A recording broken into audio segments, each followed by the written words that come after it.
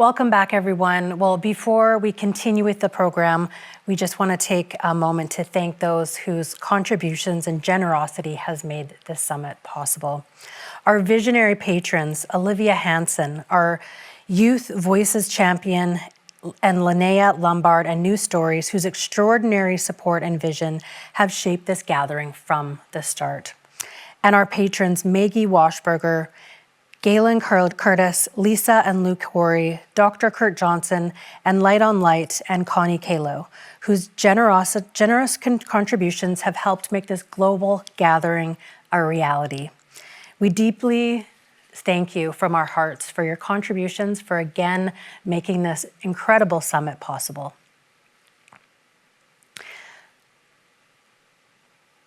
Well, we've seen how patterns of domination take root in our homes, our histories, and our cultures, and how building peace requires changing both our relationships and the systems that shape them.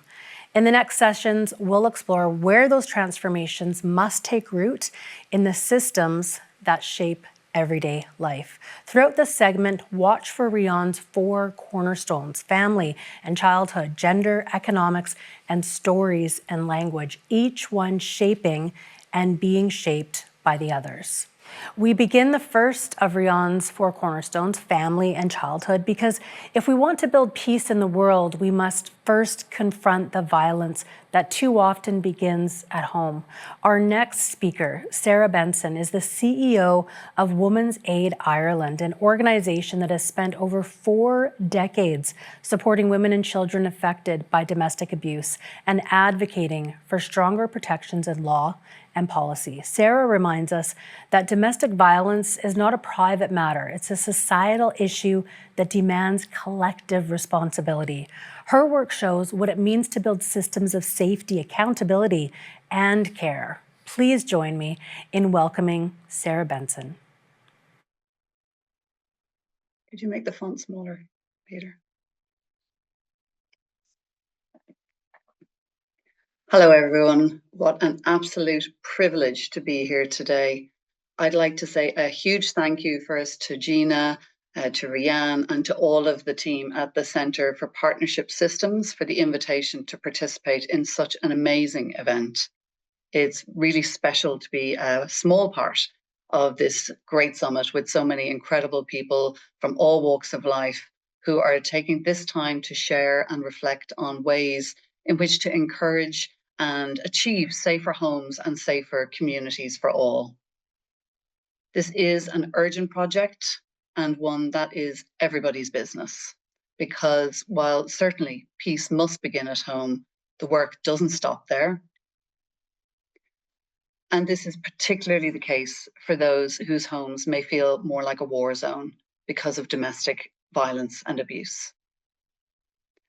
Our efforts to prevent and combat domestic abuse must extend into every facet of social, political, and community life, because domestic abuse is everyone's business. And this will be my thematic focus for the next 15 minutes or so. Domestic violence is a gendered crime, and most victim survivors worldwide are women in heterosexual relationships, but acknowledging also that men can suffer, and it can also occur in LGBTQI+ relationships.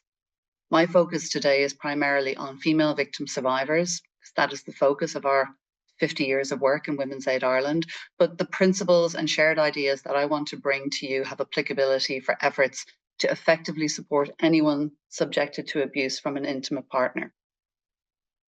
I live and work in Ireland, as has been said, and Ireland is a country where a staggering 1 in 3 women have been subjected to physical, psychological, or sexual abuse by a partner. 1 in 3. Women's Aid Ireland, the organisation I lead, meets and offers strengths-based supports every year to thousands and thousands of women from across the entire social and cultural spectrum. Domestic abuse is not just something that happens behind closed doors. It infiltrates every level of society, our communities, our schools and colleges, our workplaces. And I'm very sure that there is lived experience in this audience today. Every day, women are being hurt and abused by the person who is supposed to love them, the person who is closest to them.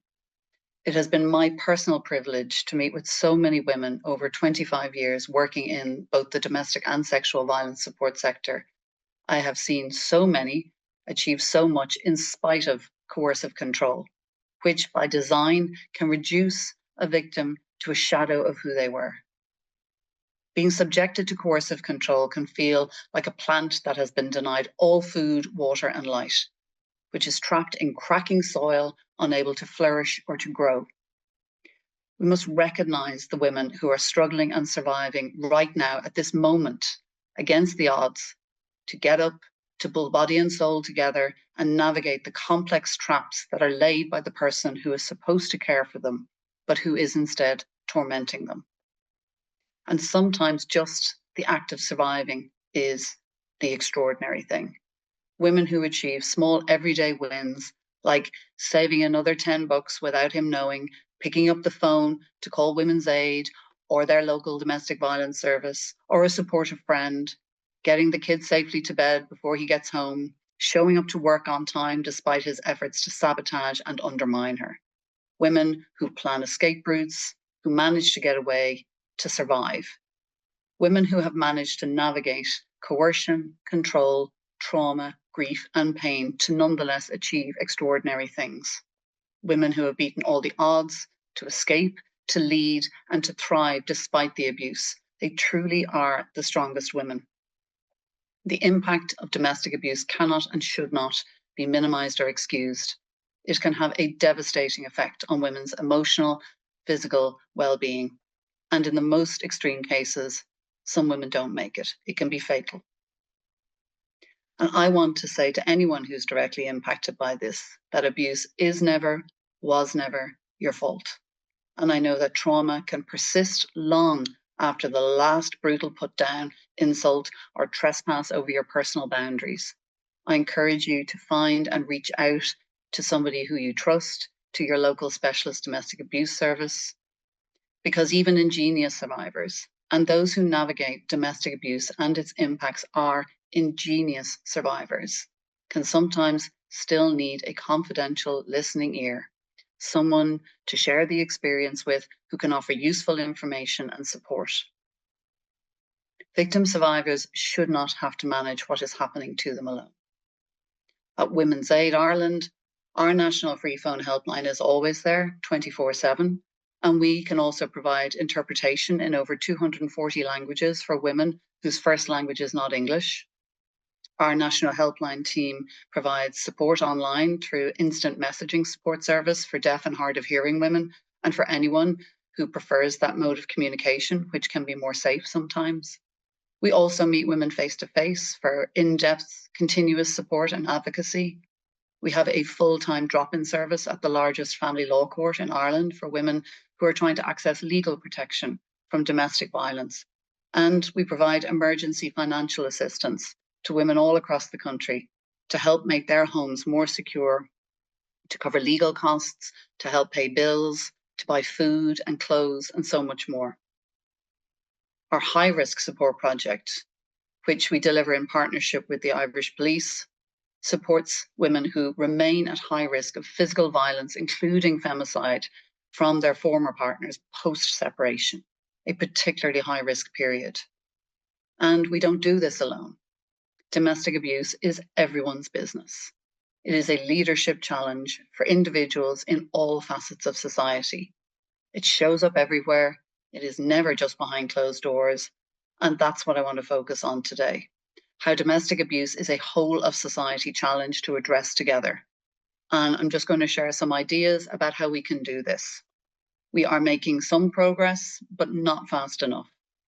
We need to take an accelerated approach to creating a society where domestic abuse really is not tolerated. That is currently a hypothetical at a global level. Domestic abuse is everywhere, so we must try to tackle it everywhere. Women's Aid collaborates and partners with others, like we do for the High Risk Support Project. And these initiatives demonstrate some of the successful ways that we can mutually reinforce the efforts of ourselves and others who also want to be part of this work. I want to share a few examples with you today. And if any of the ideas or activities I mentioned excites you or interests you, think about how you can make something similar happen where you are and who you need to connect with to do so. So here's one example. We have a project called Two Into You that you can find out about on our website, twointoyou.ie. This project empowers young people, and particularly young women, to affirm the behaviours that are common to healthy relationships. And it helps build awareness of both the early warning signs and the serious red flag signs of abuse. We have an online relationship quiz that thousands of young people take. We give lots of practical information and also a direct support line if that's required. And because intimate partner abuse and those who suffer are out in social settings, that's where we need to be. So in addition to our widespread online campaigns and engagement with young people, for the last 3 years, Two Into You has been attending festivals run by a company called Festival Republic here in Ireland, who have partnered with us to put the Two Into You information posters, including a QR code to take our relationships quiz, on the inside door of every portaloo. I think in North America, these are called porta potties. These toilets are in place at their 2 major multi-day festivals with hundreds of thousands of attendees, as well as several large single act concerts. And that's a really large audience, not to mention the thousands of staff that are required for all of these events. And that is a lot of toilets, I can tell you. And these are the one place every person attending, staff member or festival goer, is going to find themselves at some point. This helps us bring our message about the warning signs of abuse and signposts to support out there in the world where young people are at in a discreet and effective way. And it really works. I was at the Electric Picnic Festival myself this year, and I ended up speaking to a young woman who had literally just done the relationship quiz from inside the portable toilet. And another young woman shared with one of our Two Into You team who attended the Longitude Festival, which is specifically for teenagers, that she had done the quiz the previous year at the festival, realized that her relationship was abusive, in the time since had safely exited, and was this year attending the festival as a single and empowered young woman, free from her abuser. And here's another example, because domestic abuse is also present in all our public health settings. So we have a dedicated health trainer who provides bespoke training and builds awareness around public health and hospital-based professionals. And we also offer a dedicated maternity outreach response for those particularly vulnerable women, in direct collaboration with the medical social work teams in the 3 largest maternity hospitals in the country. They can refer pregnant women with no waiting time to our dedicated outreach team for immediate support. And in one very high risk support case, our outreach worker and the medical social worker collaborated quickly with a pregnant woman so that when she arrived for her appointment at the hospital, her partner, who monitored her constantly, was made to wait in the waiting room while she went, not into her health checkout, as he thought, but straight out the back exit and into a taxi with our outreach support worker to escape directly to a local domestic abuse shelter. Then the following day, we accompanied her to court to help her to apply for a domestic abuse protection order. But wait, domestic abuse is also a workplace issue.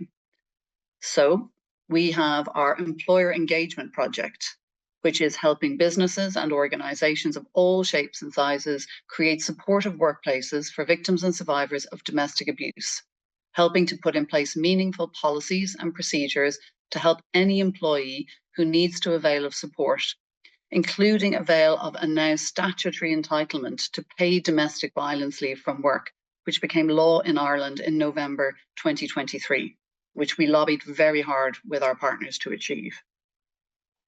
So just some of the many examples of victim survivor benefits when employers have workplace domestic violence policies include survivors reporting to us feeling empowered to share what was going on with their manager or with their HR, rather than instead opting in some cases to leave work entirely and feeling a failure because their performance was suffering through no fault of their own. We've had employers facilitating pay going to another bank account when a partner had taken control of the joint account through economic abuse. We've had women report being able to visit ourselves and other specialist support services under cover of her partner, thinking that she was at work. And more than one woman reporting that a colleague was able to recognize the signs that she was suffering abuse and refer her to a specialist service because they received training or because they read about the services available in their workplace policy. And let's also remember that domestic abuse is a matter for men, because violence against women is a men's issue. And we need far more male leaders and role models in every walk of life to stand alongside us. Preventing violence against women is fundamentally a leadership issue for men at all levels of political power, institutional authority, and cultural influence. There are interconnections between men's violence against women, other men, and themselves. We must clearly connect incidents of interpersonal abuse to larger institutional and societal forces and the belief systems that underlie them. Building a movement of male champions is critical in ending violence against women and also against men and children, everyone. With partners, we've developed our new Male Ally Action List, which is designed to support the majority of men in Ireland who do feel that they want to support efforts to end male violence against women, but they may be unsure how to do so. This resource is something that we hope can be one small contribution to giving more men more confidence to step into this space as allies, partners, and leaders amongst their peers. We want to empower men who listen to women and hear what we are saying to then speak up and speak out. Men who challenge misogynistic, sexist behaviours and violence by their peers. Men who also challenge those tired concepts of masculinity that compound stereotypes and tell boys that anger is the only acceptable emotion and that material success is the greater mark of a man than being empathic, open, and responsive to your partner. Some of the men supporting us in this work are themselves survivors of childhood abuse in their family homes, who never want another woman or child to suffer what they did. Some are brothers and friends of beloved women who were killed by their partners. These men are survivors of male violence too. This really affects everyone. And of course, domestic abuse response requires legal and public policy solutions and institutions that support rather than re-traumatize victim survivors. Over our 50 years in operation, we have worked with so many allies, including many, many incredible survivors, to help create and shape laws and policies. We have challenged myths and stereotypes about domestic violence and who it affects. We strive to build political, structural, and public supports to destigmatize victims and survivors of abuse, to hold perpetrators to account, and to ensure that we accelerate the vital work to educate new generations of children and young people who will see their future intimate partners as equals, not possessions. We want all women in the world, women in all their diversity, to know that they deserve to be safe, valued, and respected in their homes and in their intimate relationships. We want a society that is unequivocal in letting those who would perpetrate abuse know that they will be held accountable for their actions if they do not desist. To achieve our mission, we also prioritise measures to achieve gender equality, because violence against women is rooted in gender inequality. And this also leads to further inequality because abuse prevents women and girls from participating in society and achieving our full potential. And every time I speak about this issue, including today, I'm issuing an invitation to join us in these efforts. There are simple and practical things that everyone can do to show support for the work of those on the front line, and I know many of you are already there, and to stand in solidarity to empower other women. You can help raise funds for your local specialist domestic violence services. There are simply never enough resources to meet the endless demands for life-saving support. You can also save our national helpline number if you happen to be in Ireland, or the equivalent support helpline relevant to your jurisdiction.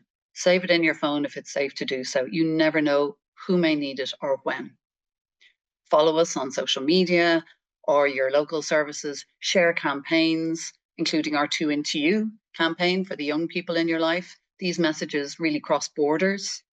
You can support calls for age appropriate and, I will stress, pornography critical relationships and sexuality education in schools that will help our young people to foster equal, healthy, safe, and respectful relationships. If you're an employer or if you are employed, you can learn how employers can implement policies, training, and awareness that meaningfully support victims of domestic abuse at work, making it a workplace issue as it should be, and put these things in place. You can start conversations or continue conversations with the men in your life about what they can do to support the movement to end violence against women and create gender equality, and direct them to women'said.ie/men for that resource I mentioned, or some of the other great resources from people like Jackson Katz, who I know is coming up in a short while, and who we've had the pleasure of collaborating with. These are all small acts of leadership that will generate and accelerate and build momentum, that critical mass to make combating domestic abuse something that really becomes everyone's business. Thank you so much for your attention today. Thank you for being your unique, remarkable selves and the extraordinary work that you're all doing. And I'm really looking forward to remaining here for the rest of the day together.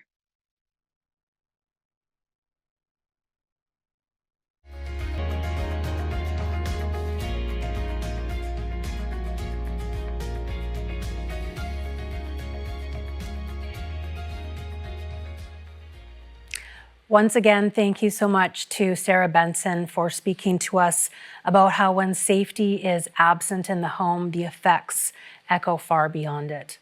Well, our next speaker, Dr. Zainab Zeedyk, is a research scientist and developmental psychologist whose work explores how early relationships literally shape the developing brain and, in turn, the societies we build. Her research shows that when children grow up in environments of warmth and connection, they learn empathy, trust, and emotional resilience, the very foundations of partnership. Please join me in welcoming Dr. Suzanne Zeedyk.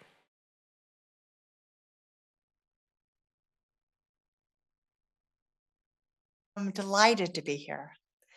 And I want to talk about how babies know how to make peace, and that they will teach us how to do that if we let them. I'm a developmental psychologist, a baby scientist, who spent 20 years at the University of Dundee here in Scotland, researching babies' capacities to communicate and connect with the people who they come into the world with. And in 2011, I felt so strongly that the wider public needed to know what that science had to tell us that I stepped away from my full-time academic post in order to reach the public with what I call the science of connection. And so what I want to talk about today is how babies are born into connection, how they are born into partnership, not into hierarchy, and that they have brains that are tuned into relationships and reciprocity. And I think that's remarkable. So I want to talk about two themes. And the first is joy. I want to explore the profound joy that we feel when we recognize that babies have this capacity. And secondly, I want to explore how unsettling it can be for us to realize that babies have this capacity.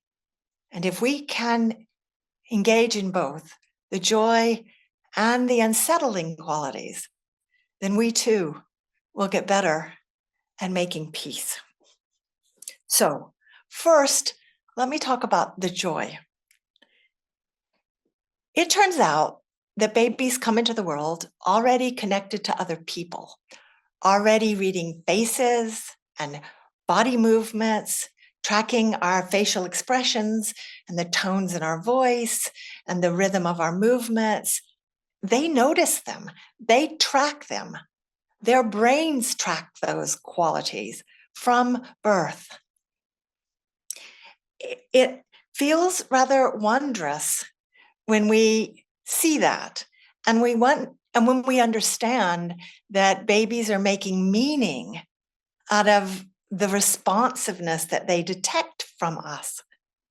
It's just that we often miss that. We don't really have this idea that this is baby's ability to read us and to make meaning of what we're doing.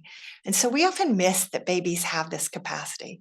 And when we see it, it feels really profound. So let me show you a video that illustrates exactly that capacity. What we're seeing here is a 3-month-old baby in a standard psychology experiment for babies, and it's going to look so ordinary. I'm going to play this video a couple of times. All we've done is ask the mom to pick the baby up. This is the work of Vasu Reddy and her colleagues at the University of Portsmouth down south in the United Kingdom. And this is a study that they did about 10 years ago. All we're doing is asking the mom to pick up the baby. And it's going to happen so fast, you're going to think there's nothing much in that. We've asked the moms to slow down a teeny bit so that we can see what happens. And all that happens is that she picks up the baby. It happens so quickly that we might miss that anything important has gone on. So let me play it for you again. Where are the baby's eyes? They're on the mom's eyes. They're on mom's face. For the baby, this is a social interaction, not simply a physical act of being picked up. And so as mom stands up further, the baby begins to get excited. The baby is reading the future. The baby is a fortune teller. She's making meaning out of the mom's movements. And if we supplied words, which she, of course, doesn't have yet, we might think that she is saying, I'm about to be picked up. I'm about to be picked up. It's really exciting. That's the meaning of mom's movements. And if we let it play a teeny bit more, look how much the baby moves into the future that she anticipates. She holds up her arms. She holds up her legs. She gets ready to be picked up. She's reading meaning into the mom's movements. And because we've asked the moms to slow down, and the baby's sort of thinking, why are you being slow at this? The baby makes extra efforts and she picks up her head with those neck muscles in order to move into the future to be picked up. It is remarkable to be able to slow down ordinary interactions and see what the baby is doing, how the baby is making sense of the mom's movements. And once we realize they can do that, we can then ask a new question. We can ask, how soon can babies do that? How early can they do that in their development? We've just seen a 3-month-old. Can they do that earlier? Can they do that at, say, 2 months old? Well, let's find out. This is a 2-month-old baby. And we have her in the same situation. We've asked mom to pick her up. And what we're wondering is, do 2-month-olds monitor the facial expressions and body movements of their grown-ups closely? Do they make meaning? Do they read the future? Do they read other people's intentions about the future in relation to themselves? The answer is in the video. The babies can teach us. Where are the baby's eyes? Mom holds out her hands. Up go the arms and legs with the baby saying, I am moving into the future that I predict for us from the movements that I am reading in you. Okay, so let's pause and think about that for a moment. And the guys in the back can take down my videos just for a moment. And then we'll come back to a final one in a minute. Can we just think about how profound what we just saw is? A baby of 2 months old is reading the movements of her mother's body and her mother's vocal tone and her mother's facial expressions, so much so that she predicts the intention of her mother and she moves her body into that future. Lots of us have no idea that babies have that capacity. And when we can see it, it feels profound. If I show those in an audience in a room with other people in it, very often the room goes very silent as you can hear and feel people tuning in to the profound quality of babies' capacities to connect at such a young age. The scientists of the 1970s did a lot of work on discovering this capacity of babies. So scientists like Colwyn Trevarthen and Beatrice Beebe and Edward Tronick and Andy Meltzoff, and names that might be familiar to those of you who may have done psychology degrees, but who are unlikely to be known to the wider public. So I like saying their names because they were brave scientists. It was revolutionary what they had discovered and what they were trying to help the rest of the world to see, that we come into the world already connected. Sometimes the words like intersubjectivity or innate communication or communicative musicality are the fancy names that we give to this capacity of babies to connect. I just call it the science of connection so that people are not worried by the big words and they can step into the core meaning of what those data show us. We've had 50 years of research since of scientists digging into the details of how babies have this capacity and what it means in terms of the little tiny micro moments of adults matching their movements to babies so that there's correspondence. Okay, then that moves me to my second theme. If we are brave enough to see that babies are able to connect and that they are able to read meaning, then it forces us to realize something else about babies' capacity. And that is that they're making meaning of all sorts of things that we didn't mean them to make meaning of. That they notice when there is a mismatch as much as they notice when there is a match. That they notice the misattunement as much as they notice the attunement. And that they have feelings about it in their body, in their very biology.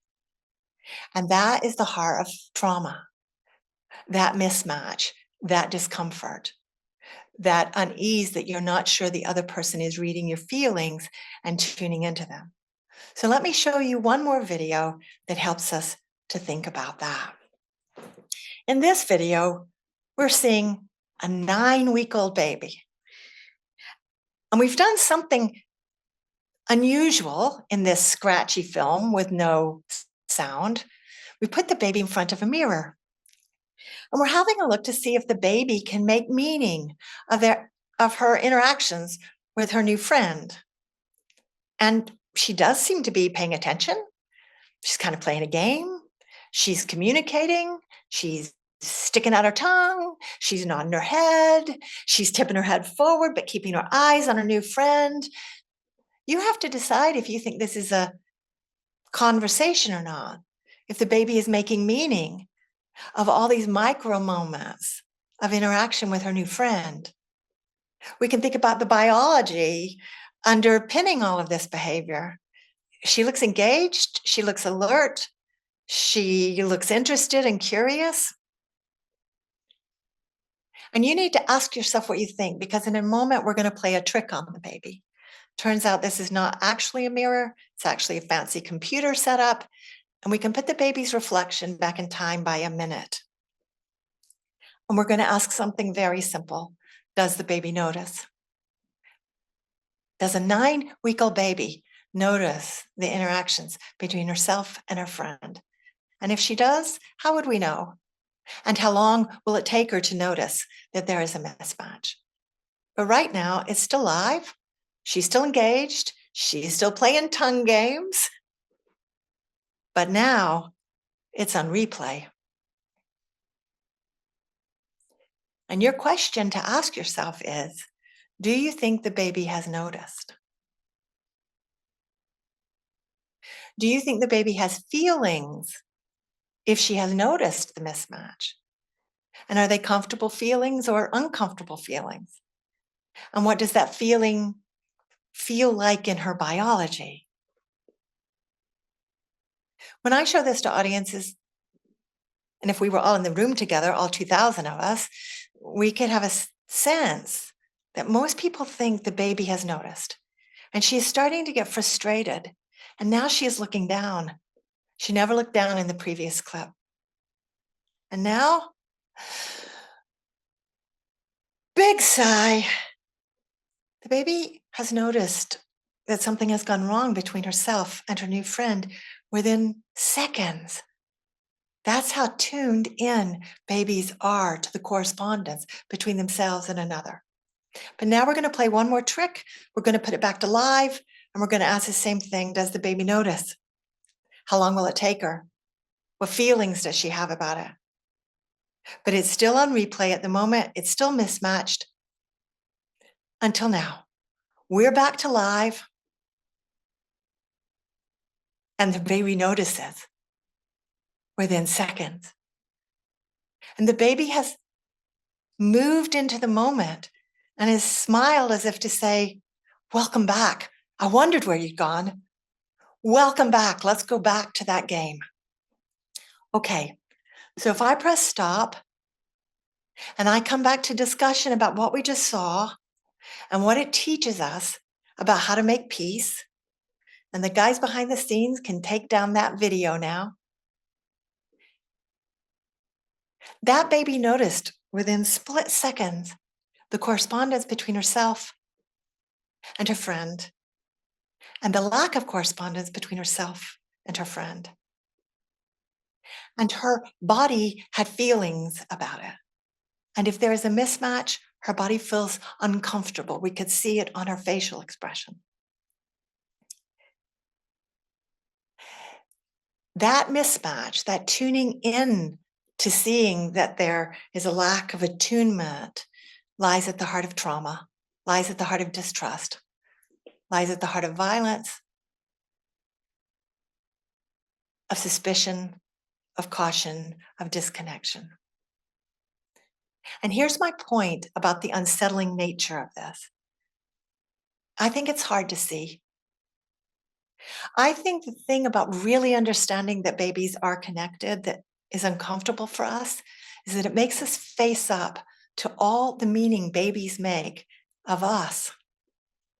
And we have to see our own power to cause pain, even when we don't mean to. I think that is deeply unsettling. And in fact, some people find it so difficult to face up to the discomfort of the baby that we cause as adults, that they need instead to step into denial. I think it takes fierce curiosity to truly understand what the science of connection is telling us.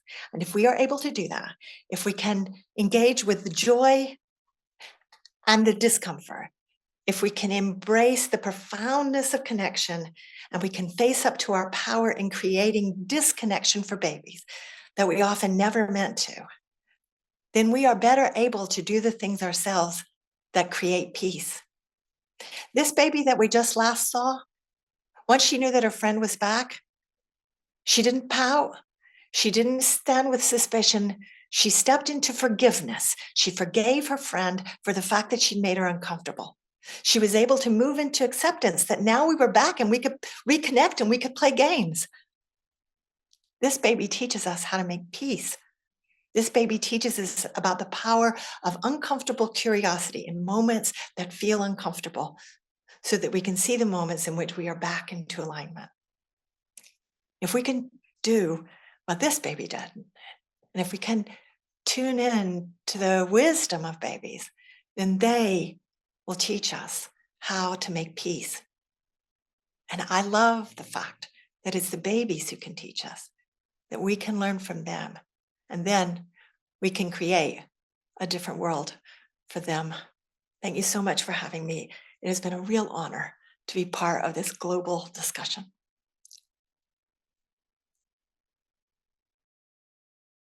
Thank you so much, Susan. You've shown us how the quality of our earliest relationships shaped not just individual lives, but the culture we grow into. And that shift, that culture we can also use that to examine how gender shapes care and how that is valued and shared. So thank you so much again. Our next speaker, Dr. Gary Barker, is the founder and CEO of Equimondo and one of the world's leading voices on engaging men and boys in advancing gender equality.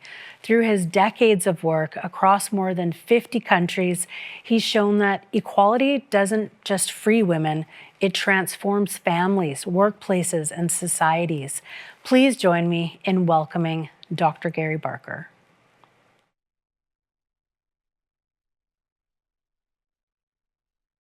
I want to talk about men and what men have to do with gender equality and what that has to do with the topic at hand, which is how do we move from patterns of domination to patterns of partnership? And I wanted to start with a story. I sort of got into this field many years back, particularly working with young men in favelas in Rio de Janeiro.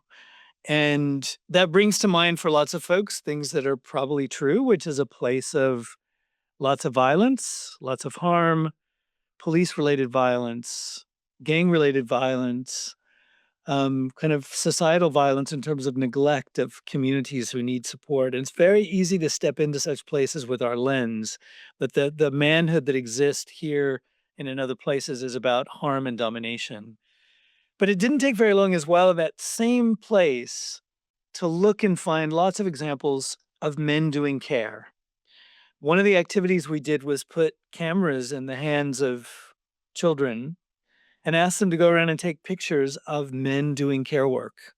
And we put these cameras in their hands over the weekends, and by Monday they came back with hundreds and hundreds of pictures of men all around them that we didn't see doing care work, bathing babies, taking a child to play in the park, caring for an elderly parent, caring for a brother who is in a wheelchair. The stuff that you don't see if you just look on the surface of what's up with men. And I think that's true everywhere. But I bring that example up because it was so clear to me that if we look for stories of domination and violence in men, and there are no shortage of them, but if we look again, there's hundreds, dozens, thousands of stories of men in care everywhere. Um, my organization and a large part of my career has been on this issue of the care gap. Who does care at home? Because we signify care to children, to boys and girls, and in our workplaces. And if you watch it on television, we still too often signify care as being feminine, that men aren't supposed to do it, that we're not very good at it. If we look at the stories told on television, there's a lot of stories of bumbling dads, and we laugh about it because dads don't seem to know how to do stuff. If we look at the workplace, women are far more likely to access or have access to paid leave. If we look at governments around the world, and we teach this to children every single day. As boys watch this growing up, they come to see it's my mom who does it, it's a sister, it's another female caregiver. We code care as feminine. The result is that women are they're doing 3 times the daily amount of care around the world. In the US, we've reduced that gap some. Now it's close to about half an hour. I will sometimes joke with men and say that adds up to about 2 weeks of extra vacation you get every year, or like Netflix binge watching that you get to do that your partner doesn't.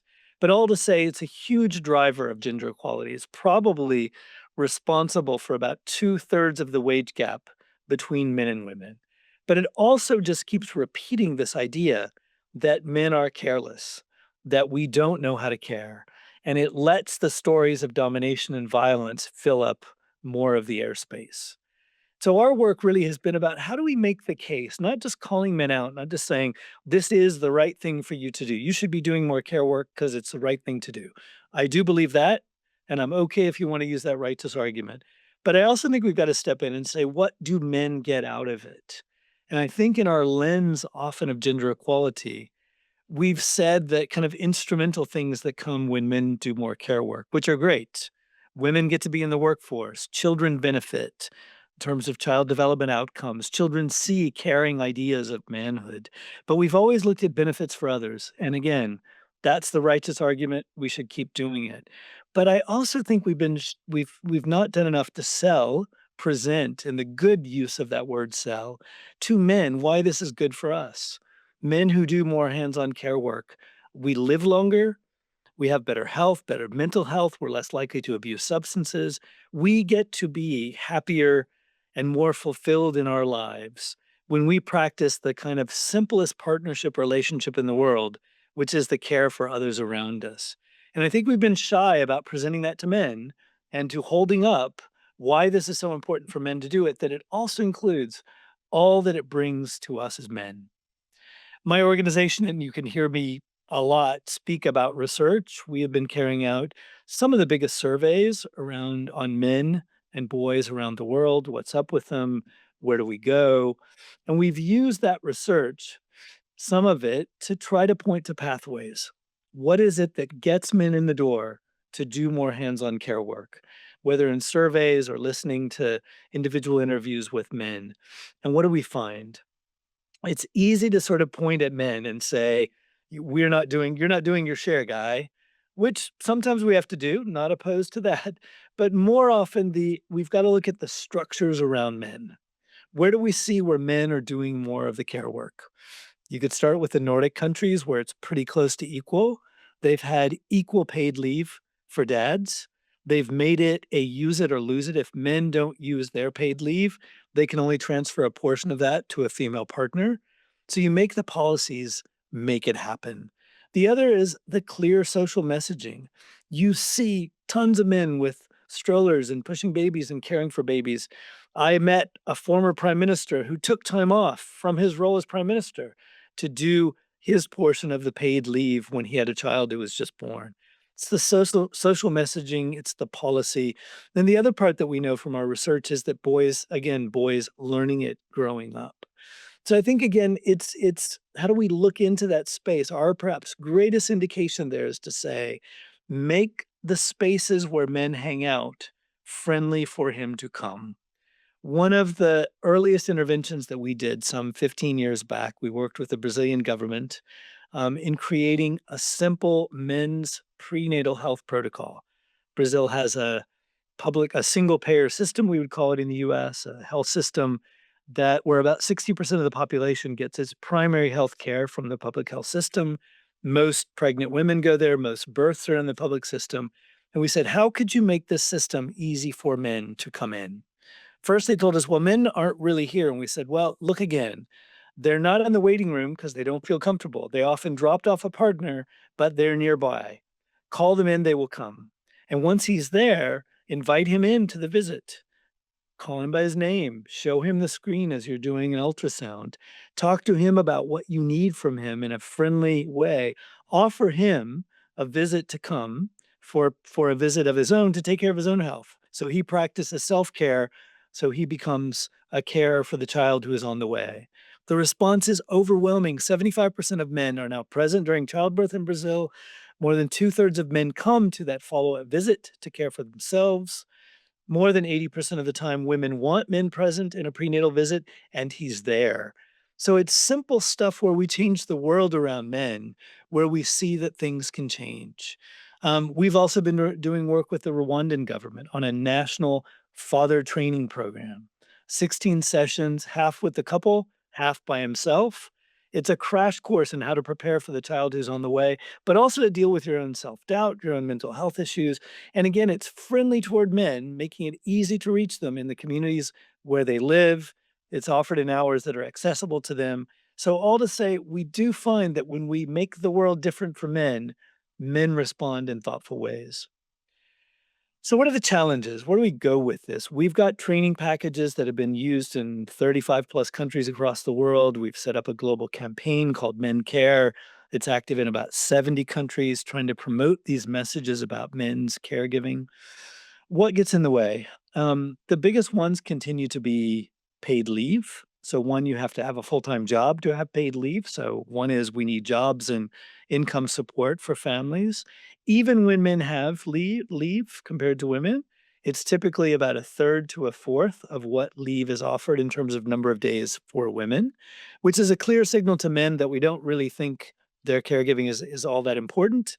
The private sector's done a bit better job, but still there's huge gaps in access to leave. For low income families, it's a question of income support. They need support to make it to the end of the month with all the support and help that they need. So basic income support is another big one. Access to paid or subsidized childcare services, that is paid by the state, is also a huge gap in the US. We know how much it costs on average, $13,000 a year for childcare in the US. Well, a household with $30,000 income can scarcely afford that. The man typically, or any caregiver in the home is working 3 jobs to try to come up with enough income to pay for childcare. So affordable childcare, so obvious. More men in care professions. We send a big message to the world when men do care not only in the home where it's kind of hidden, but also publicly as childcare workers, kindergarten teachers, elder care workers, nurses, all the caring professions need more men. And we need to talk more about that conversation. So, where do we go with all this? I think the other part that we're focusing a lot on is the stories that we watch, the stories that we consume, the stories we tell each other. We are all now, all the time on these devices, right? Spending time absorbing TikTok stories. We now sit around the coffee shop and say, "What are you streaming?" Or "Who are you following?" We need many more stories there that change this public perception that men are careless and really to show more and more. And I'm thrilled to say there's more of them out there. There's dads clubs and stroller clubs, et cetera, of men kind of making it for themselves to show, look, we are looking for ideas on how we can be better caregivers, and we're doing it every single day. And this to us goes across political divides. We've been listening to men in the middle of the country, including very conservative voting men. Some of them lost their jobs, some of them their partner makes more. So the decision was he stays at home, she goes to do the full time income earning. And guys finding meaning, even if they're men who voted in ways that we might not agree with, they are finding meaning in their hands on care for others. And I loved hearing one man, he kept saying at the beginning of every time he spoke, he said, "I'm a conservative Christian rural man." And then he described all the ways that he's a very caring, committed dad. And you could just like the passion that he had for his children just sort of jumped through the screen. So even as we might be, tempted to say this is like a deep political divide, no, as we ask men and women around the world, regardless of how you vote, men and women value care. And they say when they're supported in their care, they are twice as likely to say they're happy in life. And I think that's where we find that the positive feedback loop where men stay, they want to do more of it, they learn to be competent at it, and they make it a central part of their life. So that's what I want to lean into. That is where I see the ripples. Men doing it, men finding their benefits in it, getting good at it, their families supporting it. And I think when we see that as well happening at home, I think we see it rippling into the workplace. And if that man's in the public sector, and got a voice in different places. Listen to the number of podcasters talking about these issues today who start with, "I'm a dad, and here's why it matters to me." I think it's okay not only is it okay that we talk about that, it's important that we lean into it. Where do we end? I started the day when I was filming this, looking at National Guard troops outside my window in Washington, D.C. And I kept thinking to myself how quickly President Trump got those into DC from other states, and kept thinking, for those who think we can't mobilize men to do care work, just look at how fast the military can mobilize a couple of thousand men to clog up our city streets because they're not doing much in the good of help. So I offer that to say we know how to do this. We can create opportunities where men do care work. These could be supporting it during school hours, showing boys how to do it, volunteer opportunities, service corps, where boys are encouraged, young men are encouraged, and young women encouraged to do care work. There's already millions of care workers, of boys and girls, who are doing this in their homes every day. We usually don't talk about it much, but there's lots of men already doing it. Hold that up, celebrate it. Then obviously, as I've said before, we need paid leave. We need subsidized support for care policies. We need to make more visible men's care work. We need to see the stories. And that's why we and many others are looking at ways that we get into those who tell the stories that we consume in Hollywood and beyond, the stories about guys doing the right thing. So I go back to that example that I gave from the beginning of in Rio de Janeiro, because that story of children being able to tell us the importance of men and women, but really the need to tell these stories about men doing care for them, it's not hard to find them. There's nothing special we have to do to get those stories out here. We just have to look for them. And that's where I'll end. Our value, my personal value proposition is that if we care about men and boys will care about all of us. It is such it's not even about breaking a zero sum idea. It's a multiple interdependence idea. We get men to flex their care muscles and it keeps giving a ripple effect that goes on and on. I think that's the message behind how do we break a dominance model and shift into a partnership model, make it real, show men their benefits, and let them feel the joy, the connection that comes with greater involvement in caregiving. Thank you. I was honored to be part of this conversation.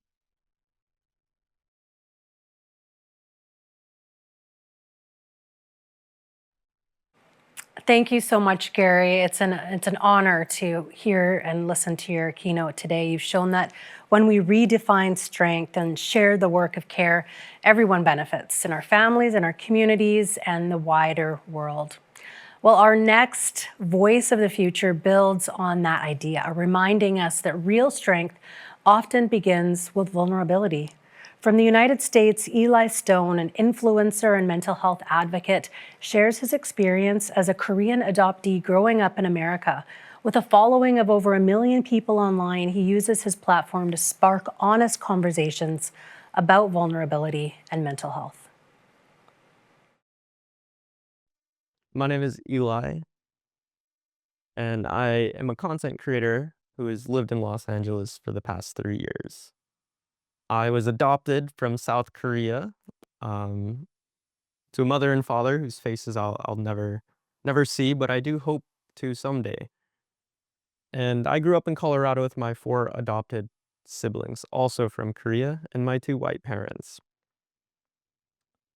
You could say that they were really good at making choices, and they were really good at forging partnerships.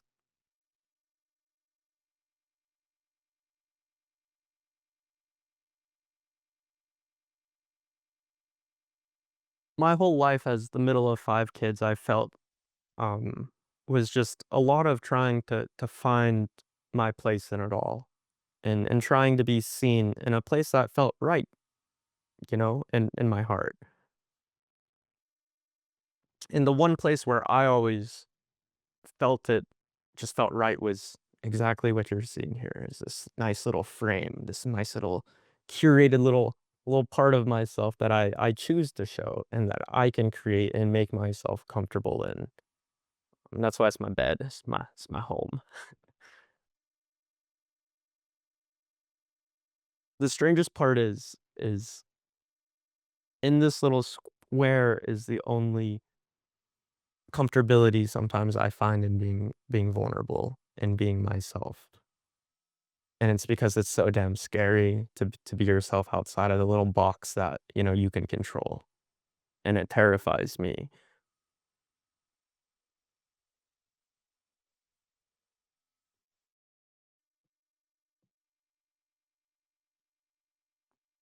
I was always taught that when you're a little different, that you see the world differently. And the way I've seen it has made me quite disillusioned at times, for very long stretches of times. At this time last year, I was discharged from an IOP program, which is an intensive outpatient program.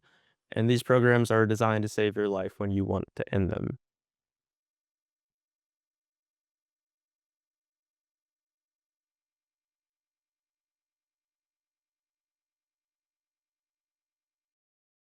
At this time, there were hundreds of thousands to millions of people watching on these videos that I would put out. And in these videos, it was this vulnerable little space for me, this little box that I could control.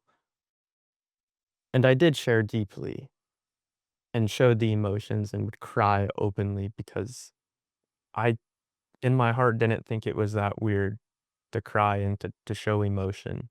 But you know, being a guy and being an Asian guy and having the nuance of being adopted, it is quite confusing. But I don't like being put in boxes, you know, if I don't get to create them.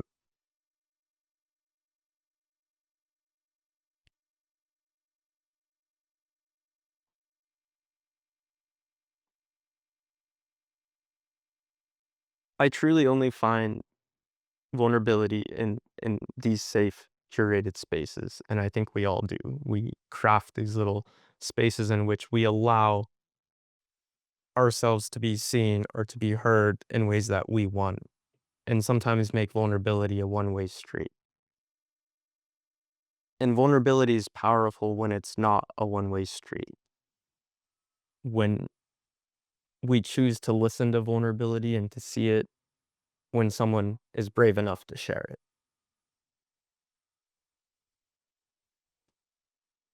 And also, often these days, I just don't feel like we expect anything when we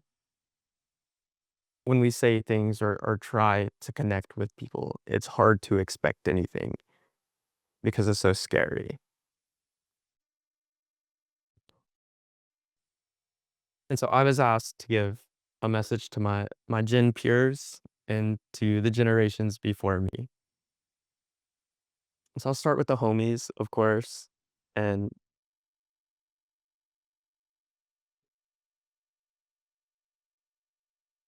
my message to you is we're always told and taught self-love, and it's something that's huge, and I love it. I love it so much. Do not get me wrong, it's something we all need more of, but we can't keep using these things as excuses to only focus on ourselves and to only focus on our beliefs and our ideas. It is about choice and partnership and kindness and understanding, choice to speak, and a choice to listen. And to the generations before me, man, I miss your humor. You guys are dry.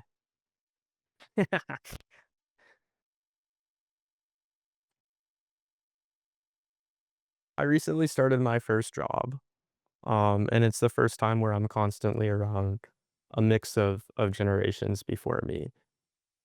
And coming from, you know, my pretty little influencer life where I felt like the most important person on my screen at all times to this kid with no life experience, it's both humbled and made me angry again. Like I haven't felt like, oh, you know, like I've just if only they could understand in a while since I like left for college. And I don't quite know what that is, except maybe it's in my communication and how I am speaking, but also maybe it's a function of just the street being one way from all of us. And so to you guys, it's like, you know, work with us. And we as our generations will try to get over ourselves to work with you. And I think that's the battle that everything is coming down to. And we just need to make that choice for each other.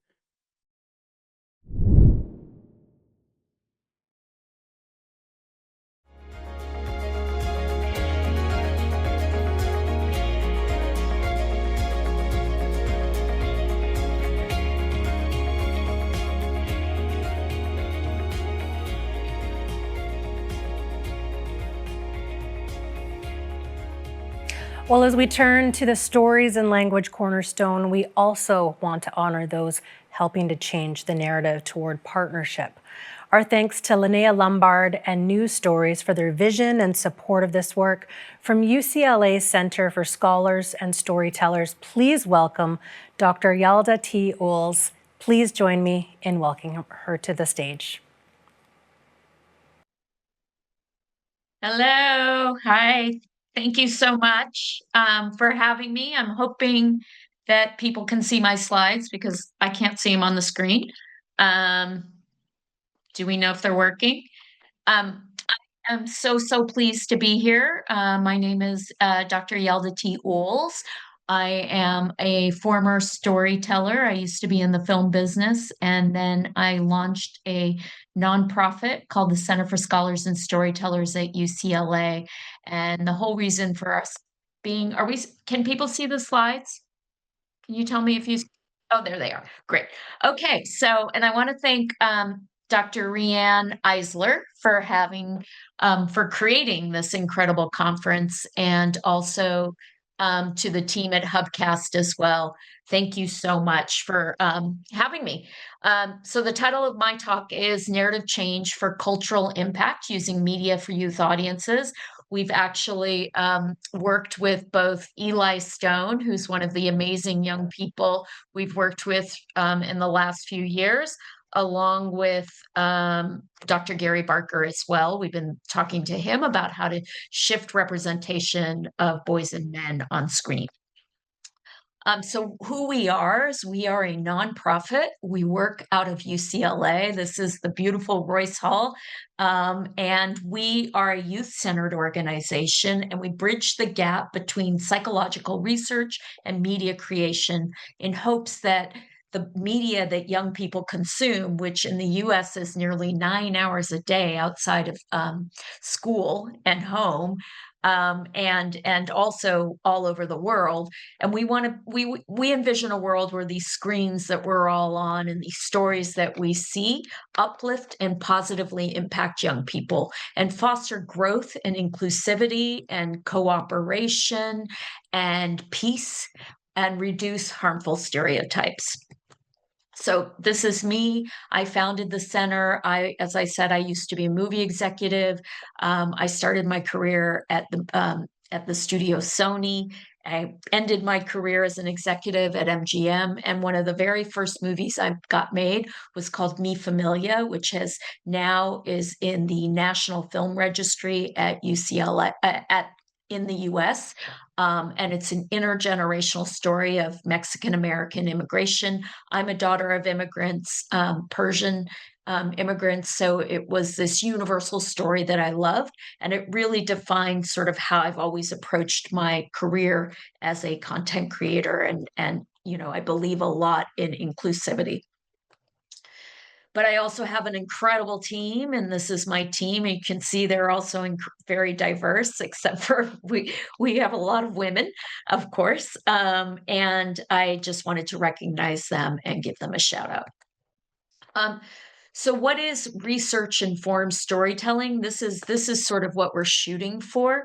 We're bridging this gap and working with storytellers, content creators like Eli, people who create shorter content on platforms like YouTube and Instagram and Meta, along with longer form content like people that create content for Disney, movies, television shows, Disney Plus, Netflix. And we work with those storytellers to help them ensure that the content that they are creating and the stories that are telling are inclusive, grounded in scientific understanding of youth development, and have more positive impact on their viewers. So why is storytelling so important? Why now? And why young people? Why is it so important to think about the stories that we're telling them? I don't have to, it's pretty obvious that storytelling, we're in a media saturated world. We're in a world where there's screens everywhere. People are constantly staring at their screens, and young people are staring at screens. And the only way to break through the noise of all the information that's coming at us is to tell a story. Telling stories really grounds us in the emotional impact of the information. It helps us make sense of the stories, of the information, and it also research has shown that it impacts our brains. Storytelling is how we take this information, we process it, and we turn it into long-term learning. In other words, and this is a very old quote from the 60s from a FTC chairman back then, who said all television is educational, but the question is, what is it teaching? So everything we see makes an impact on us. Advertising, which is for 30 seconds, it can sell a product. It makes an impact on us. Anything that is being sold to us, these images are very, very powerful. And it's very important, especially when you're creating images for young people, to think about the impact on them. So to give you some research findings on this, this was a study out of USC where they created two pieces of media. One was an 11-minute documentary, and it was about cervical cancer, and it had scientists in white coats and statistics about how many people die when they don't get tested for cervical cancer. And they also did an 11-minute short film that was a story that had the same information, but it was wrapped in a very appealing character and with it actually a story that felt very organic to the lived experience of these characters. And they had, and this was because these young women don't get, especially Black and brown women in the US, don't get pap smears at the same rate as they should, as is recommended by doctors. And so they had different audiences watch both of these short films, and they tested afterwards how much information they knew, and had they gotten a pap smear, would they go get a pap smear? And after they had watched both of these pieces of media, both of them had the same amount of information. Not surprisingly, they had just watched it. They knew it was important to go get a pap smear to catch cervical cancer early.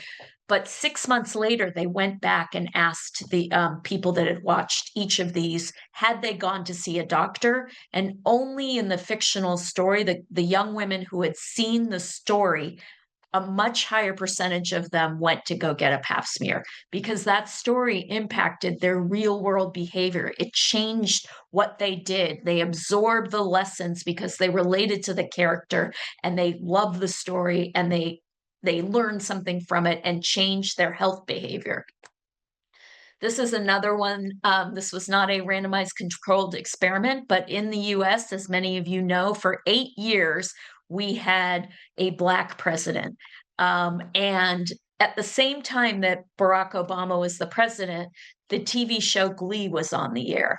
And this was at the time, a very intersectional show that had a disabled character, it had a queer character, it had all different kinds of characters who were just friends and hanging out and really loved being with each other as they were in this Glee club. And scientists out of Harvard decided we had a Black president, and they've been testing unconscious bias to see if people were still biased against Black people with Black African American identities. And they found that during the 8 years that Obama was president, there was no shift, zero change in unconscious race bias. And at the time, they were surprised. I mean, the way the culture has shifted since then, I think no one is surprised that this didn't happen. But at the time, they really thought 8 years of incredibly articulate president that was in one of the highest positions in the country would change people's minds, but it didn't. Meanwhile, when the show Glee was on the air and they had this queer character and it explored it in a really authentic way, there was a 13% reduction in unconscious LGBTQ plus bias. And that led in the US to the marriage equality getting passed by the Supreme Court. So it had real world changes. And to me, this demonstrates that when you are able to tell a very compelling story and you embed these different messages about peace, about cooperation, about teamwork, about love, you are able to shift culture in a very meaningful way.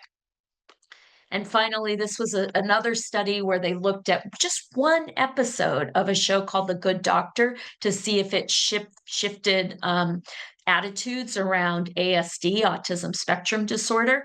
And they found that just after watching one episode, this character has ASD, they were compared to watching a lecture. They had the same exact thing. They had one episode of the show, and another also had people just listen to a lecture about ASD. But the people who watched the show, they had more accurate knowledge, thought more positively about these types of conditions. So storytelling is very, very important, and particularly in this media-saturated world. And then adolescence. Why adolescence? This is a period and now, the National Academy of Science in the US defines adolescence from ages 10 to the ages 25. So starting at puberty and ending and it could go on beyond 5, but ending when the connections between the prefrontal cortex and the underlying structures connect in the brain. And that is thought to be when the brain is more mature. And adolescence ends. So this is a time when young people are very open. Their brains are very flexible. They're searching for identity, meaning, and purpose. Media is critical to them. And friendships are critical. So it's really a great time to reach them through the stories we tell. And as I'm sure many of you know, stories have been around since cave people, and it's just really part of the way that humans learn, and in particular how we teach young people how to, their morals, their purpose, how to become who they are. So I'd love you guys to add to chat. Unfortunately, I can't see it. I thought I would be able to, but maybe you guys can have a conversation and think about a story that inspired you when you were in your teenage years. I'm very attuned to listening to when someone talks about stories, and it can be a book. I mean, media, stories come in all sorts of different packages. So is there something that you saw that you really stuck with you? And often that's what happens. Is there something that you saw when you were young or you read about and you remember? For me, actually, it was The Count of Monte Cristo, a book that I really loved, that really sort of kept me going for a few years. And I can still remember the excitement that I had. So I'm now going to show you a quick video of our own teens from some of our program talking about media and why they care about it so much.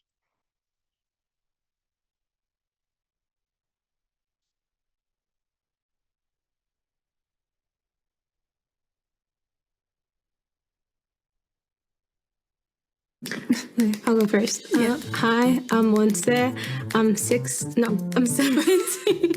I just turned 17. The first day we became friends was honestly the first day we really met. Oh my gosh, I love this. Okay. Write down the strongest emotion that you can think of when you think about engagement with social media. Stress and kind of an overwhelming feeling. Lonely, that's a good idea. Envy?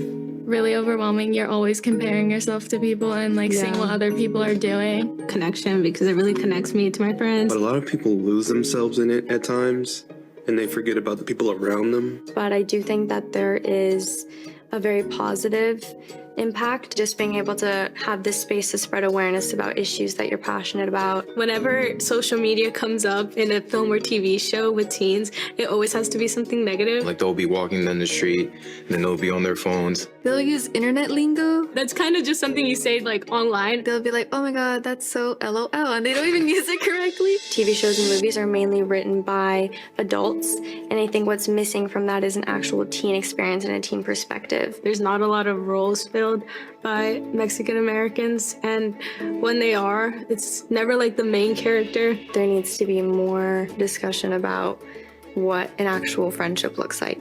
We're tired of seeing the same characters in new bodies. I promise we are all waiting for somebody to create something new.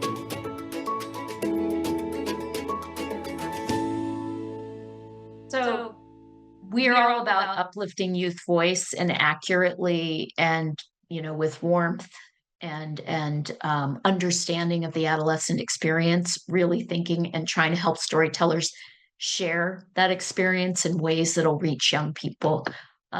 So now, that's a little bit about why we do what we do. Now I'm going to tell you a little bit more about our organization.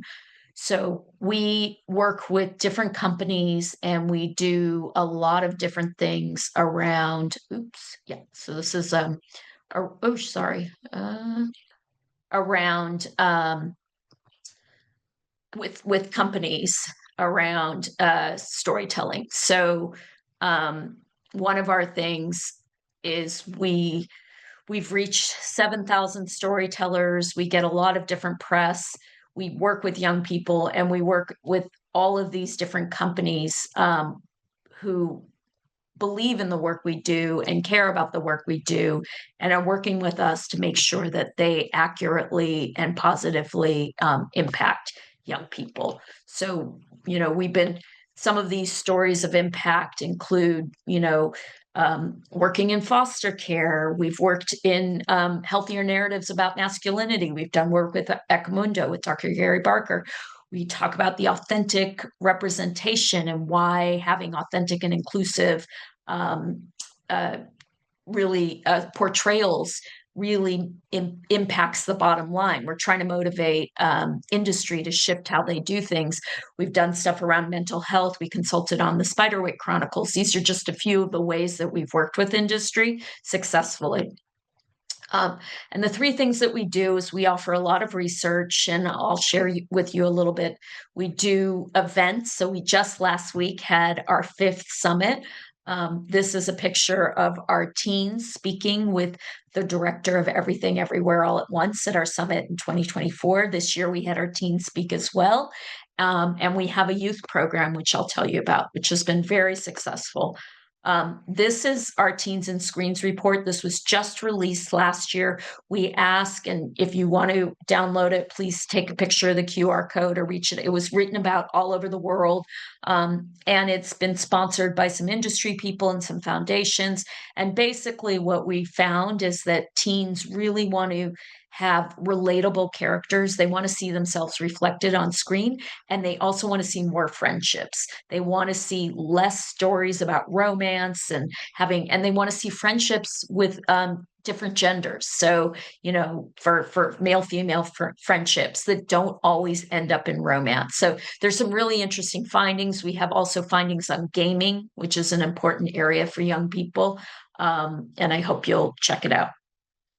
As I said, we do different kinds of bridge building. We bring together, and really that is sort of what this is about. We have a youth group as well, and they come and they speak to, so here they're speaking at Sony Pictures, Sony Animation. They're the people that just produced K-pop Demon Hunters. So, and they had been working on it for a while, but they really listened to our teens and what they say. They have them read scripts. The Dustin Lance Black gave them, had them read one of his scripts. And he is he won an Oscar for Milk. And he's also written many other stuff. He's a very, very talented screenwriter. So, just to conclude, we're going to have some new research on boys and masculinity. We're going to have some research on Nomance, which is about friendships. We're going to have more convenings, and we have more industry partnerships. And if you want to keep up with the work that we do, please use the QR code and sign up for our newsletter. It will, when we have new research next month, we're releasing a study that's really going to go deep on how young people want to see friendships, how they want to see connections and relationships. There's some really interesting findings there, and you'll be notified about it first if you're in our newsletter. We only send it once a month. We don't spam, and I hope you'll consider signing up for it. And if anyone's interested, here's our email. Please reach out anytime. Thank you so much. Yalda, thank you so much for that. As an Indigenous person whose storytelling is literally in our DNA for tens of thousands of years, and as a longtime journalist in the mainstream media, I found what you had to say absolutely fascinating, in particular how entertainment impacts the way we think.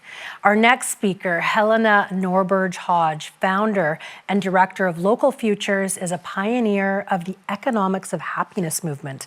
Her decades of work in Lhasa and around the world reveal how globalization and competition have eroded well-being and how relocalizing economies can restore balance between people and the planet. In this keynote, Helena invites us to imagine an economy rooted in care, one that measures success not by growth alone, but by the health of our communities and the earth. Please welcome Helena Norberg-Hodge. I'm really honored to be able to contribute to this summit that honors Riane Eisler, a great leader in a world where we so badly need that feminine perspective, that perspective that has been telling us about the need to support collaboration instead of competition, to support the feminine, the caring, the heart-based.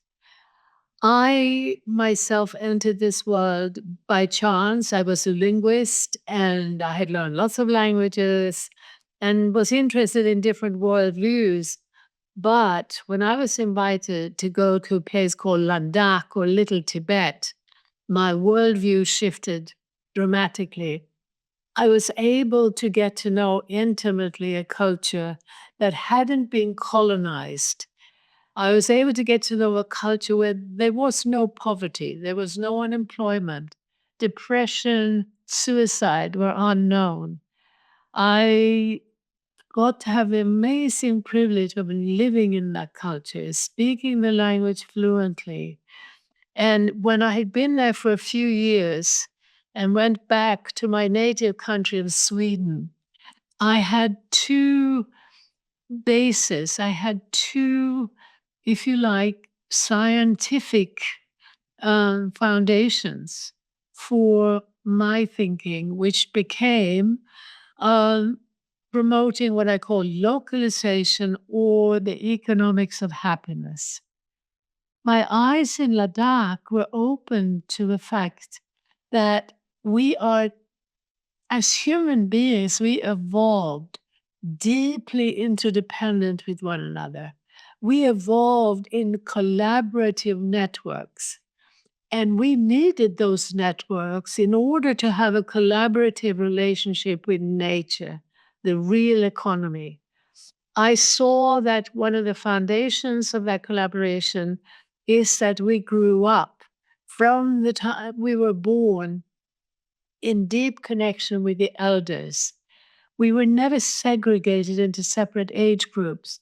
Over the years, I came to understand that this was foundational in providing for us a secure sense of identity, a deep, confident self-esteem, essentially having had enough love as children from elders, everything from elder siblings to the eldest great-grandparents. We also grew up in that interdependent collaborative network, deeply interdependent with nature. We were deeply connected with the water, the soil, the animals, the trees, the winds, the stars. We were connected to the living cosmos around us. And that deep connection, again, is what gave us the foundations to be more loving, more collaborative people, and more joyous. So after 2 years living in that world, when I went back to Sweden, I suddenly understood why in Sweden, even as a model of a rather successful industrial society where women had high status, we had a serious problem with depression, alcoholism, and suicide. I had had my eyes opened to the fact that through the industrial economy, which was a global economy, we were being separated more and more from nature. In Sweden, already in the 70s, the biggest food corporation was Philip Morris. Philip Morris had bought Kraft. And this separation between us and the source of our food became, for me, a scientific indicator whereby I observed what was going on around the world. Also in America, I saw how day by day governments on both left and right were locked into an economic model which separated us further and further from the living soil, the living earth on which we depended, so that food that came from the other side of the world was cheaper than local food. So that water was either owned by giant companies on the other side of the world. I started seeing that this separation between us and nature was completely connected to a separation between people. We were more and more torn apart, fragmented into little nuclear families, and the little nuclear families separate from grandparents, from cousins, from people on whom we depend, people who love us. That separation led to deep loss of self-esteem, which in turn, of course, leads to depression, suicide, but it also leads to anger and competition. So for me, the economics of happiness became very obvious already by the mid-70s. The economics of happiness were economics, and they were plural. They needed to be more localized systems where we reconnected with one another and with nature, where we learned from ancient indigenous cultures that those deep connections are essential for our well-being and for the well-being of everything that lives. From my work in Ladakh, I wrote a book called Ancient Futures, which, along with the film, got translated into almost 50 languages. I was invited to numerous countries across the world, ended up spending a lot of time in places like Japan, Korea, Germany, Italy, and I started seeing a pattern. Our governments were separating us further and further from everything we needed. And to see this, particularly in food, that everywhere I went, food that had been transported for thousands of miles sometimes, certainly hundreds of miles, was costing less than local food. I found that butter, water, milk, beef were being imported and exported at the same time. I found that apples were being flown from England to South Africa to be washed. Shrimp today are being sent from Holland to China to be peeled, sent back again. And we are not aware that this global food economy is the biggest contributor to climate change, because right now we're not talking about it. We're not hearing about it. Our media has become dominated by global corporations, and those global corporations, instead of talking about unnecessary emissions that come from unnecessary global trade, are blaming you and me, are blaming the average citizen for not doing their bit to mitigate climate change. The end result is that people are feeling overwhelmed. They're being told to blame themselves. People are feeling hopeless. We really need to understand what's going on. That is the big need of today. We need the big picture. Today, the most frightening thing is that our governments, again, both left and right, my native government in Sweden, the US government, every government literally in the world, is signing agreements with global corporations and banks saying we will not do anything that threatens your profit. Now, we need to have the courage to talk about this. We need to have the courage to talk about these clauses, which are known as ISDS, Investor State Dispute Settlements. We cannot now suddenly do without those corporations. You and I, in one way or another, are very dependent on them. And in many ways, we have all helped to create this system. So this is not about demonizing people, demonizing individual corporations or individuals. It's about stepping back, understanding that that baseline of indigenous culture is very real, very important, and realizing that it will mean we need a people's movement that will take back the power to regulate and tax global corporation. It sounds easy, and of course it's not going to be so easy, but once this happens, we will find that almost all the crises we face, from the growing poverty, the obscene gap between rich and poor, climate change, the absolute extinction of species, as I'm speaking now, and so the loss of biodiversity across the planet, all of these crises are connected to a global corporate economy. And without demonizing, without blame, we need to come together now from every sector of society, from the individual climate activism to the individual concern about poverty. We can articulate a big picture.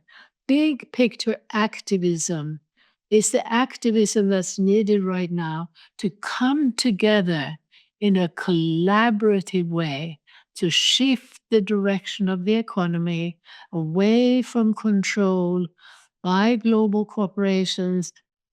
We don't even know the names of the people running the world now because the political leaders are not actually running our governments. They are taking orders from a global empire of corporations. So let's come together at every level with a strong and clear message, that big picture, born of compassion. The goal is collaboration. The goal is to remain compassionate, collaborative, maintain the feminine energy of someone like Rachel Carson, who, just like Riane Eisler, a vitally important female voice. Rachel Carson warned us in the 60s that science had become too narrow, had become dangerous. We needed to shift towards more holistic, interdisciplinary knowledge. That broader interdisciplinary picture that Rachel Carson talked about is what we need today. This is the medicine. This is the cure. And the beauty of it is that it is not something that's going to come about through violence or revolution. It can only come about through collaboration. So let's learn from Rachel Carson. Let's learn from Riane Eisler. Come together around the big picture. See that the activism of articulating our desire for genuine democracy, genuinely collaborative economies is going to be heard. We need those emails, we need the films, we need the theater, we need art, we need every form that we can bring about to come out with that holistic big picture, which will unite us like nothing else has ever done. So thank you, Riane, for all your work, and thank you to those of you who organized this wonderful summit, and thank you to those of you who are listening.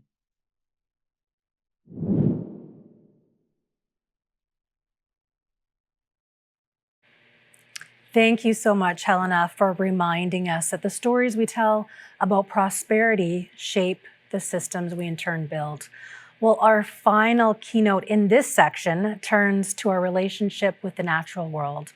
Zainab Salbi is a humanitarian, author, and social entrepreneur, best known as the founder of Women for Women International, and now as the co-founder of Daughters of the Earth, a global fund and movement supporting women-led solutions for our planet.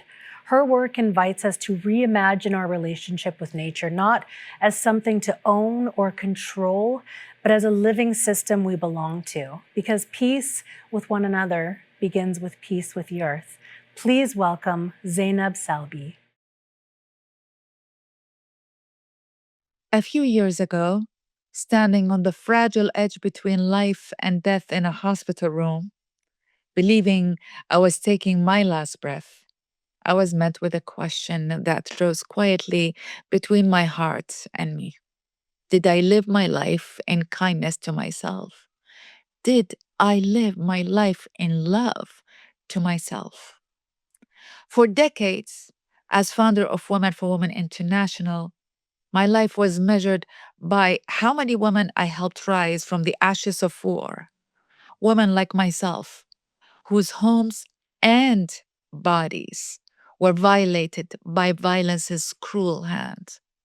My sense of worth was tied to how many lives I rebuilt for others. Those closest to me often told me, Zainab, you are so hard on yourself. But I never listened. I was a woman on a mission, bound to my sister by shared sorrow and the stubborn hope of healing. I didn't know another way. Their smiles, their joy became the air I breathed until that near death moment, when my own heart suddenly asked, what if my kindness? What if my love to myself? Surviving that moment changed everything. But the lessons were slow, and I did not know what healing the self truly meant. Only through nature did I begin to understand. In conversation with Namonte Nkwemo, the visionary Amazonian leader who is a co-founder of Sabo Alliance and Amazon Frontlines, I heard it said, our individual healing is interconnected to our ability to heal our relationship with nature.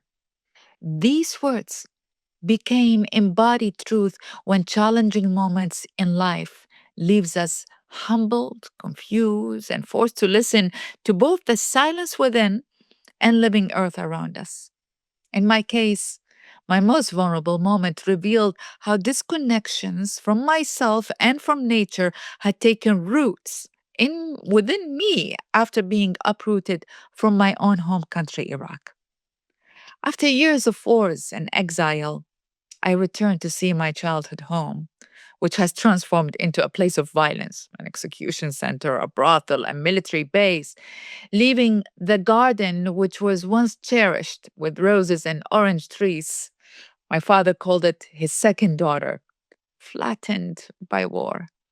Nothing was left but a single persimmon tree, stripped bare, save one ripe fruit. Uprootedness, mine from home, the garden from itself felt inextricably linked. Two losses entangled in silent longing. This rift is everywhere. When asked the Palestinian peacemaker and founder of Women of the Sun, Reem al-Hajajra, to take a photo in front of the Brooklyn Botanical Garden when she was getting an award, she refused. She didn't have the heart to take such photo when there are no gardens, no greens, no flowers in the refugee camps she lives in. She didn't have the heart to show her children what they do not have, flowers. Wars have erased even the right to beauty and nature. How do we ask children to marvel at trees when in Gaza and so many other wars, the garden lives only in memory or in dreams? For all my years among women uprooted by conflict, I noticed that economists, educators, politicians, humanitarians like myself focus on poverty, schools, education, peace. Yet nature has always been sidelined in peace building. This disconnection from the earth mirrors our fractured hearts and society. It is all one story. Only later did I realize what that absence meant, a deeper, quieter wound, a forgetting of our own longing, of our need for connections with ourselves, with each other, with the natural world, and with the divine in a new way. Career and success can anesthetize that ache until crisis strikes and nothing makes sense. Thank you so much, Until Ambassador Chowdhury. standing frail, lost, and only comfort becomes the steady presence of trees waiting in their silent wisdoms. In those hours, simply being, walking, meditating, breathing with the trees taught me that value is not earned, but inherent. My question of who am I if I can't do this or that, if I can't think or write or speak, or that disappeared, and a new answer arise from the wilderness of life. How dare you ask, who am I? I am. That is how nature is. That is how the divine is. Perhaps that is how we can be too. All of this may sound esoteric, I know. But what if it is the most practical truth? What if transformation on earth begins here, in tuning to the earth's song, learning from our patience and abundance, allowing our relationship with nature to change our relationship within ourselves and each other? There's a saying in Arabic, sometimes you hate some of the things that are happening to you only to realize that the very loss brings you some good fortune and some new delight. I live to be grateful for encountering my death, for in this fall and that fall, I found my path back to nature and to my heart. And in gratitude, I co founded Daughters for Earth, a fund and a movement that finds, supports, and celebrates women led efforts to protect and restore the earth. And after supporting more than 220 women led initiatives in over 50 countries in just 3 years, the clarity emerged. Women everywhere are addressing climate change not with distant inventions, but with deep relationship to nature. Restoring rivers in Ecuador, protecting lions in Kenya, saving Asian seeds in Nepal, shielding forests and endangered life across Indonesia. Their innovation is not technology first, it is relationship first. Respecting this soil, that water, this seed, that animal. Their results shows us the way.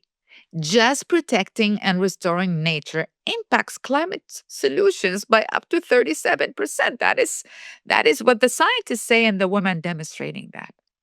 What is becoming clear through initial data, that their approaches are rooted in wisdom, humility, and care, not domination, not ego, not separation. These women are shifting behavior patterns in their own communities and bringing about regenerative economic systems, all while anchoring in their relationship with nature. This is not just nice things to do. They are showing us what true healing and resilience looks like. They are showing us a path forward for how we need to deal with a new reality on Earth. One that is defined by climate change and the loss of biodiversity. No matter how much we try right now, we are still defined by this reality in the future, even if we try to give it our all, which we're not. We humans in this era of artificial intelligence and cosmic ambitions cannot solve this existential crisis we face through intellect alone. We cannot out-invent our way out of this rupture within ourselves and between us and the natural world. We must learn how to hear the earth's melody once more, a song that reconnects us to our hearts, to nature, and to one another. It is in that music we may find not only solutions, but joy beyond our dreams. I am a testament of that. Now I understand why my mother said when I was a child in Iraq, watch the birds, honey, she would tell me, picking persimmons. They know when the fruits are ripe. And only then can you harvest it, can you pick it up. Our garden is gone. My mother is gone too. But it is never too late to plant new seeds between the trees, myself, ourselves, and every bird out there. As a matter of fact, as one Guatemalan indigenous leader said, there's no better time to plant the seeds for the future than this time. After all, we can only plant seeds in the darkness of the soil, and perhaps in what feels like darkness of our time. It is time to plant new seeds for new relationships with nature. After decades of fighting for women's rights, I really do not claim that women are superior over men, nor men over women. But I see how women and all the daughters for Earth are listening to the unseen through their hearts. They're listening to the whales singing. They're listening to Earth's song and becoming pathfinders for a new relationship between humanity and all life. If trauma or care ripple from home outward into society, including our relationships with the environment, the rebuilding our families and finances and communities and economies in care, equity, and connection to nature is not just political. It is survival. And it takes partnership, not domination, to guide every system we hold dear. There is no other way of being.